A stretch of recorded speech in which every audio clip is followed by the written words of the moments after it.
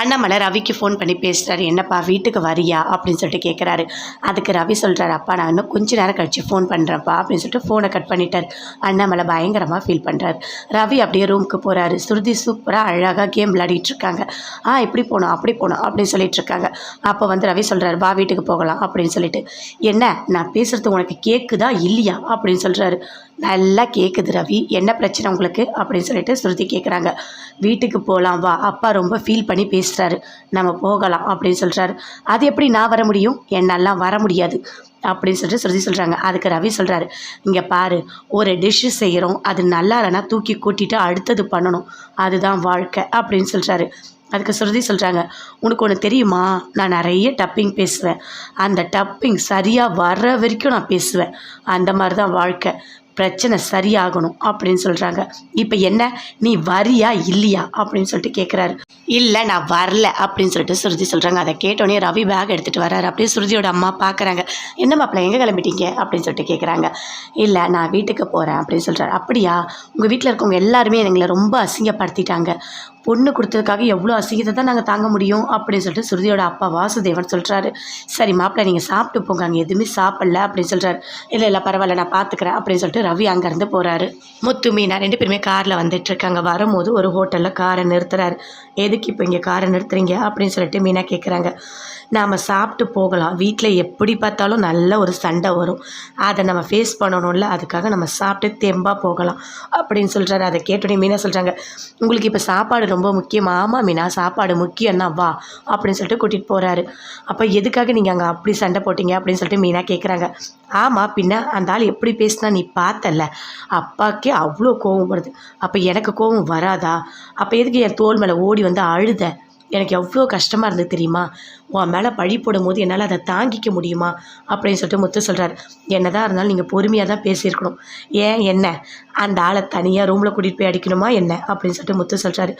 நல்லா கேட்டுக்கோ, நீ பார்த்துட்டு தானே இருந்தேன், நான் எவ்வளோ பொறுமையாக இருந்தேன், என்னை ரொம்ப கோவப்படுத்தினா இப்படி தான் ஆகும் அப்படின்னு சொல்கிறாரு. இல்லை ரவியும் சுருதியும் 2 பேருமே போயிட்டாங்களே, அவங்க எப்படி வருவாங்க அப்படின்னு சொல்லிட்டு மீனா சொல்கிறாங்க. அதெல்லாம் அவங்க வரும்போது வருவாங்க, நீ வா சாப்பிட்லாம் அப்படின்னு சொல்லிட்டு கூட்டிகிட்டு போகிறாரு. வீட்டில் விஜயா பயங்கர டென்ஷனாக இருக்காங்க. அப்படியே வராங்க ரோகிணி கிட்ட வந்து, உங்களுக்கு ஆப்பிள் ஏதாவது கட் பண்ணி தரட்டுமா அத்தை அப்படின்னு சொல்லிட்டு ரோகிணி கேட்குறாங்க. இல்லை எனக்கு அதெல்லாம் வேண்டாம் அப்படின்னு சொல்லிட்டு பயங்கரமாக கோவப்படுறாங்க.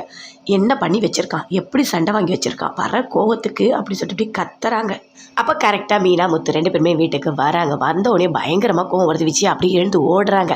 என்ன எங்கே வந்திருக்கீங்க, 2 பேரும் வீட்டில் இருக்கவே கூடாது, வீட்டை விட்டு வெளியே போங்க அப்படின்னு சொல்லிட்டு விஜயா சொல்கிறாங்க.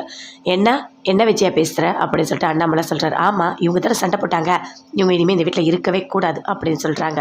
என்னது நான் வீட்டை விட்டு வெளியே போகணுமா, நான் என்ன தப்பு பண்ணேன், அவன் தேவையில்லாமல் பேசினா அதனால தான் நான் பண்ணேன், அதுவும் என் பொண்டாட்டி மேலே திருட்டு பழி போட்டான், அதனால தான் நான் அவனை அடித்தேன், என் மேலே எந்த தப்புமே இல்லை அப்படின்னு சொல்லிட்டு முத்து சொல்கிறாரு. என்னதான் இருந்தாலும் நீ பண்ணது எல்லாமே தப்பு தான் அப்படின்னு விஜயா சொல்கிறாங்க. நீங்கள் 2 பேரும் இனிமேல் இந்த வீட்டில் இருக்கக்கூடாது, நீங்கள் 2 பேரும் இந்த வீட்டில் இருந்தால் ரவியும் ஸ்ருதியும் வீட்டுக்கு வரமாட்டாங்க, நீங்கள் வீட்டை விட்டு வெளியே போங்க அப்படின்னு சொல்லிட்டு விஜயா சொல்கிறாங்க.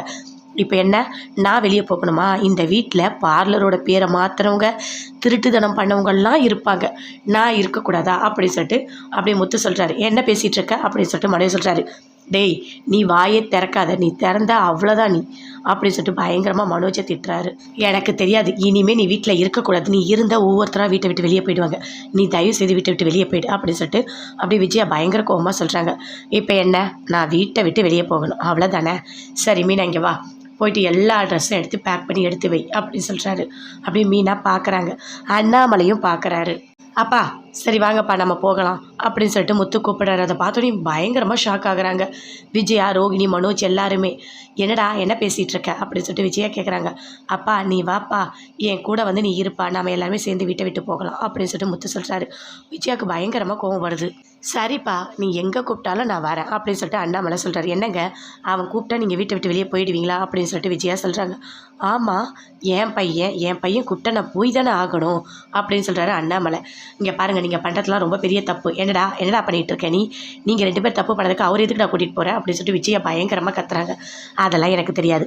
நான் எங்கே போனாலும் அப்பா என் கூட இருக்கணும். நான் அப்பா வீட்டில் இருக்க முடியாது அப்படின்னு சொல்லிட்டு அப்படி பயங்கர கோமா முத்து சொல்கிறாரு. அதை பார்த்தோன்னே பயங்கரமாக கத்துறாங்க விஜயா. சுருதியோட அம்மா அப்பா 2 பேருமே பேசிக்கிறாங்க. எப்படியாவது இந்த மாப்பிள்ளைய இன்னொரு வாட்டி இங்கே தான் வர வைக்கணும். வீட்டை விட்டு வெளியே போகக்கூடாது. 2 பேரும் நம்ம வீட்டில் தான் இருக்கணும் அப்படின்னு சுருதியோட அம்மா